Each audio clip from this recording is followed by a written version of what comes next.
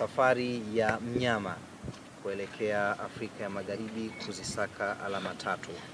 Maandalizi yako vipi kwa ujumla? Maandalizi yamekamilika kwa asilimia 60, kwa maana ya kwamba tumefanya maandalizi kwa siku tatu mara baada ya mchezo wetu wa mwisho ama mchezo wa kwanza wa hatua ya makundi dhidi ya Petro. Tukaamkia uwanja wa mazoezi kwa siku hizo, na sasa tunasafiri hii leo kuelekea Mali ambapo tunakwenda kukamilisha asilimia 40, na baada ya hapo Jumapili ya tarehe 30 ya mwezi huu wa 11 tutashuka uwanjani kwenda kukamilisha kile ambacho tumekifanyia maandalizi kwa takriban wiki moja. Kwa namna moja au nyingine, kipigo ambacho mlipokea katika uwanja wa Benjamin Mkapa hakikuwateteresha kisaikolojia, na kwa namna ambavyo unaona benchi la ufundi na wachezaji mentality yao kuelekea kwenye mchezo huu ikoje? Haijatuteteresha, zaidi ya kwamba imetukumbusha ya kwamba tunatakiwa kufanya nini zaidi ili tuweze kupata ushindi katika mchezo unaokuja. Mtu mwerevu anapojikwaa, basi anachokifanya huwa ni kuangalia pale alipojikwaa, kama ni kuondoa jiwe, kama ni kufanyaje, anafanya hivyo na kujipanga tena ili wakati mwingine asijikwae katika eneo hili. Tumefungwa na Petro, ni matokeo ya kushtua kwa sababu kwanza tulikuwa nyumbani, pili ilikuwa ni mechi ambayo tumejiwekea mazingira mazuri ya kushinda, na kama haitoshi tuko Benjamin Mkapa ambapo tayari inatambulika kuwa ni ngome kongwe ya mnyama kwa ajili ya kujipatia matokeo mazuri. Kwa hiyo kufungwa kule kukatufanya sisi turejee tena katika meza ya kujipanga. Tumejipanga upya kuhakikisha kwamba katika mchezo unaokuja ama michezo inayokuja tunapata matokeo mazuri. Kwa hiyo imekuwa ni jambo zuri pengine ya kwamba mwanzo ule mbaya umetupa nafasi ya kujitathmini upya na kuongeza makali yetu ya maandalizi ili twende tukapate matokeo chanya huko mbeleni. Bwana, Stade Malien walipata matokeo kwa maana ya kwamba sare iliyowapa alama moja dhidi ya mpinzani mgumu sana Esperance, tena wakiwa away. Hii inaonyesha nao si masihara. Kundi letu kila mtu anajimudu, ndio maana unaona Petro ameweza kutamba ugenini, Stade Malien ameweza kutamba ugenini, Esperance ambaye alikuwa anapewa nafasi kubwa ameshindwa kupata pointi nyumbani kwake, Nyama ambaye anapewa nafasi kubwa kwenye kundi hili tumeshindwa kupata pointi nyumbani kwetu. Hii ni dhahiri shahiri kwamba ni kundi ambalo halitabiliki. Yule unamdhania ndiye kumbe sie, na yule ambaye unamdhania sie kumbe ndiye. Yote kwa yote sisi tunamheshimu sana Stade Malien kwa uwezo mkubwa aliuonesha katika mechi ile dhidi ya Esperance, lakini sisi tulijua baada ya kufanya overall tathmini kabla ya mechi kuanza, tulijua ya kwamba tunakutana na timu za aina gani. Tulisema wazi tangu mwanzo ya kwamba hatumchukuli poa Stade Malien, na wala hatumchukuli poa Petro de Luanda, na wala hatumchukuli poa kabisa Esperance, kwa sababu ni timu zinazoonekana kuwa zimejipanga vilivyo na ni timu ambazo zinaonekana kuwa ni ngumu. Japo watu kwa kuwa hawazifahamu sana wanazichukulia poa, lakini kiuhalisia ni kwamba ni wapinzani wagumu sana ambao tunakwenda kukutana nao. Kitendo cha kuchukua alama moja pale Tunisia kinatuongezea sisi mlima mkubwa wa kupanda mbele ya Stade Malien, kwa sababu pamoja na uzuri aliokuwa nao na alivyokuwa anajiamini Stade Malien, lakini tunaamini sare ile aliyoipata dhidi ya Esperance imemwongezea confidence zaidi katika hii michuano. Kwa hiyo tunakwenda kukutana na Stade Malien ambaye confidence yake imeongezeka. Tunakwenda kukutana na Stade Malien ambaye anaamini ana uwezo wa kupata alama tatu nyumbani kwake kama ameweza kupata alama moja katika uwanja wa ugenini. Kwa hiyo tunakwenda kukutana na mpinzani mgumu sana, lakini yote kwa yote sisi tumejiandaa vyovyote iwavyo twende tukapate matokeo mazuri pale nyumbani kwake, na hiyo inawezekana kwa namna ambavyo timu imerejea tena katika uwanja wa mazoezi kwa siku hizi chache, namna ambavyo wachezaji wameamka wenyewe kwa wenyewe na kutaka kuipambania Simba Sports Club, itatusaidia pakubwa kwenda kupambana dhidi ya Stade Malien. Ahmed, tumekuwa tukimshuhudia mchezaji Mohamed Bajaber akifanya mazoezi na kikosi, lakini tumekuwa hatumuoni uwanjani. Hata kwenye safari pia tumekuwa hatumuoni. Mashabiki wanauliza nini hasa kinacho msibu Bajaber baada ya taarifa kutoka kwamba anaendelea vizuri. Bajaber anaendelea vizuri, ama amepona kwa 99%. Na ameshaanza kufanya mazoezi na kikosi kwa takriban wiki moja sasa tangu amerejea katika uwanja wa mazoezi, na bahati nzuri ama mbaya kwake amepona wakati ambapo timu inakabiliwa na mechi ngumu kweli kweli. Inakuwa ni ngumu mchezaji ambaye amekaa nje ya uwanja kwa matibabu kwa miezi 2-3 arejee tu uje umpatie mechi, mfano mechi dhidi ya Petro ama mechi hii dhidi ya Stade Malien. Bado confidence yake iko chini kwa sababu ametoka kwenye majeraha makubwa. Bado fitness yake haijakuwa ya 100%, na kwa mantiki hiyo basi option iliyopo ni kumuingiza taratibu kwenye kikosi. Ndio maana unaona mechi ya kirafiki dhidi ya JKT Tanzania alipata dakika za kucheza kwa sababu ni mechi ya kirafiki, inamsaidia yeye mwenyewe kurejesha confidence yake, inamsaidia kutafuta match fitness pamoja na physical fitness.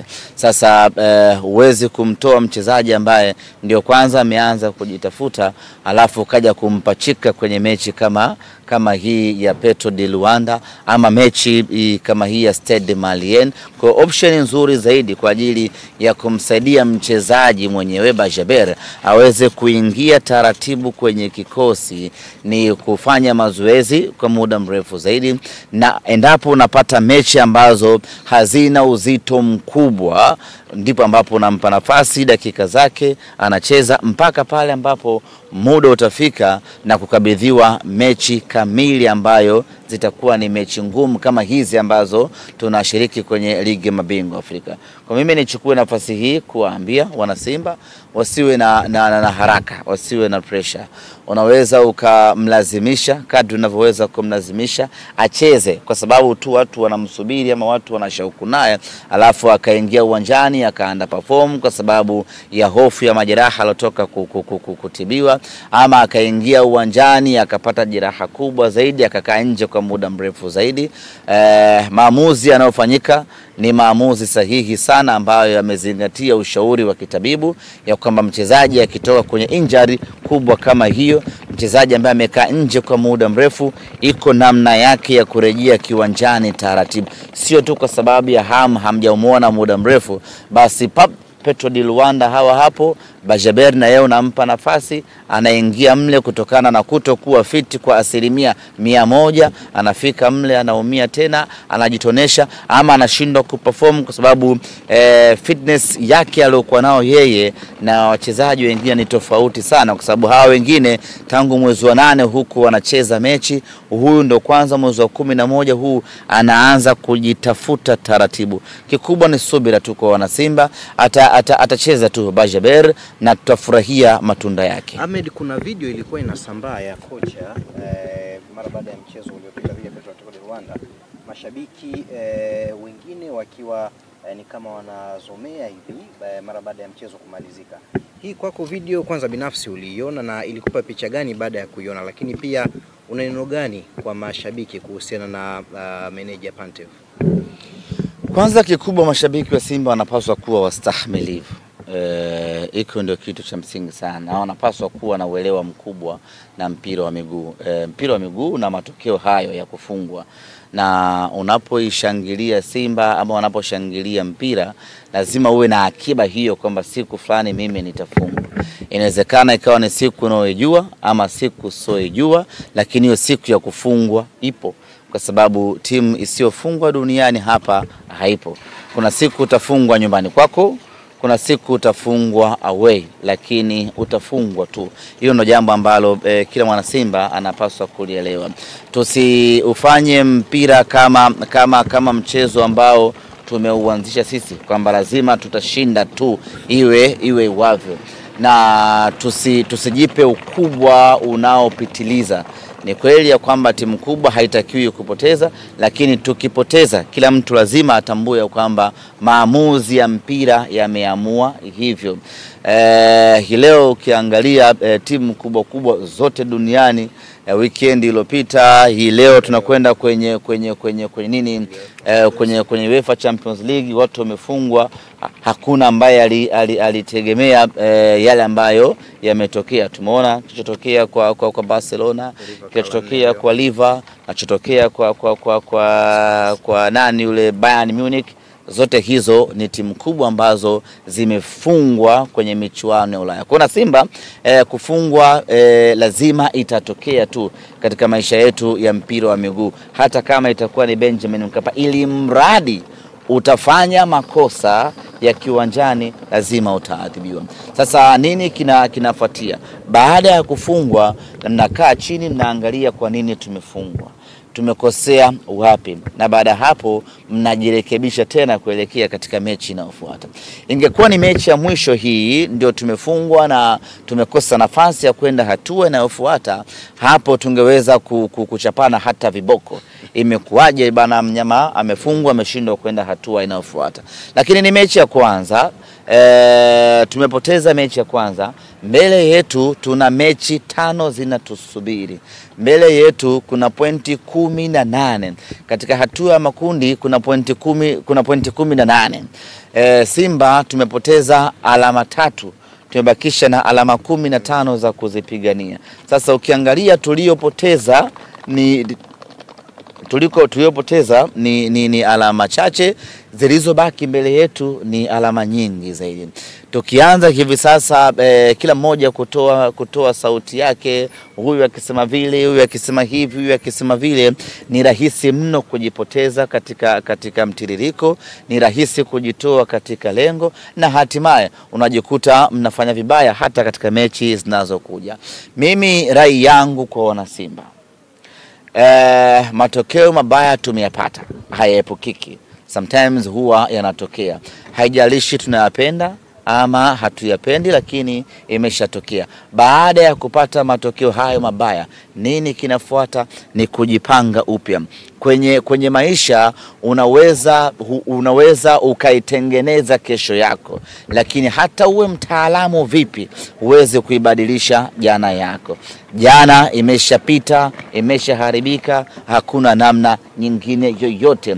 Cha kufanya ni kuiangalia jana yako imeharibikia wapi, ili uitengeneze kesho yako. Kwa hiyo tuangalie zaidi mechi zinazokuja, tunavukaje hapo, tunapataje alama 15 katika alama 15, na baada hapo mnyama aende hatua ya robo finali. Na mimi niwaambie wana Simba, wala wasihamanike. Hii sio Simba ya kuikatia tamaa. Hii sio Simba ya kupagawa kwa kupoteza mechi moja. Hii sio Simba ya kupoteza focus kwa kupoteza mechi moja. Hii Simba ni lidude likubwa mno. Ni timu yenye uzoefu mkubwa mno. Ni timu ambayo tumeshapita kwenye changamoto kubwa na nyingi, na bado unasinzia Petro. Unasinzia. Nakuona wewe basi. Kusikiza kwa makini. Umenogewa. Unasinzia saa 9 hii baba. Kusikiza kwa makini. Unaizungumzia Simba nisinzie tena? Unaenjoy Hii Simba bwana, nimeshapitia katika nyakati ngumu, nyakati nzito kweli kweli, na bado Simba yetu ikatoboa. Na hii sizungumzii zamani ya kina Mufulila Wanderers, na izungumzia Simba ya hapa katikati, watu wote wanaijua. Kwa hiyo tusahau mema na ubora wa Simba, hasa kwenye kufanya mabadiliko kuelekea mbele. Kwa hiyo wana Simba wala wasiwe na wasiwasi, Simba yao itarejea. Sisi hata tukipoteza mechi ya Stade Malien, bado tupo katika mstari wetu, kwa sababu mechi 4 zitakazobaki tuna uhakika wa kufanya maajabu hapo. Kwa hiyo wana Simba wala na wasiwasi semaje? Mshingiwa na wasiwasi? Anasema hata mkipoteza, hata kama inatokea tunapoteza mechi na Stade Malien, bado Simba hii tunayo ujasiri wa kusema ya kwamba tuna uwezo wa kufuzu robo finali kwa kutumia mechi 4 ambazo zitakuwa zimebakia. Na haya sio mambo ambayo tunazungumza kutoka kichwani kwenye ndoto za Alinacha, ni mambo ambayo tunazungumza kutokana na historia na ubora tuliokuwa nao Simba Sports Club na uhakika wa matukio yetu. Mnyama nenda robo finali. Bila shaka hatujawahi kuishia hatua ya makundi. Hata tukiwa tuna wakati mgumu kiasi gani ama hatuko vizuri kiasi gani, lakini sisi kuishia hatua ya makundi